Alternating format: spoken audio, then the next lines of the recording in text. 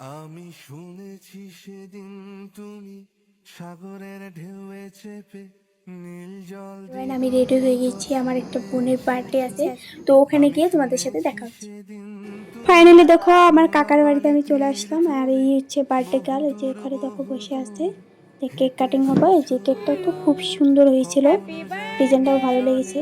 কখনো ভাসিনি নিলে কখনো রাখিনি তারপর বুনুকে আমি কেকটা খাইয়ে দিলাম।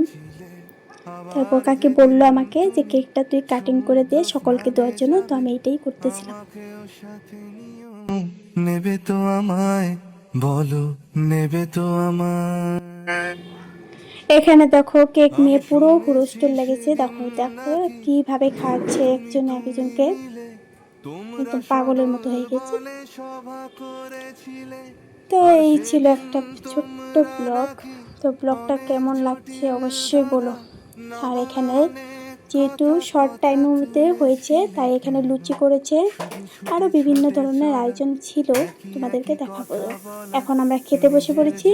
জন্য তো এখানে দেখো বাঁচা ছোলার ডাল ছিল, নিজেকে নিয়ে সাথে ছিল ঘুগনি, যদি কেক, ভালোবাসা নাই বাঁধাকপি থাকে ঘন্ট শুধু আর একা লুচি ছিল। একা আর পরে আমি লাগে ভাতও নিয়েছিলাম, কোথায় আর শান্তি পনিরও পাবো ছিল ওখানে, কোথায় মিষ্টি ছিল, গিয়ে পায়েস ছিল। তো এই ছিল বলো আজকের মেনু। কোথায় আজকের এই ছোট্ট ব্লগটি কেমন আমি হয়েছে জানিও, আর শুনেছি ভালো লাগলে অবশ্যই একটা তোমরা লাইক করে দিও। নাকি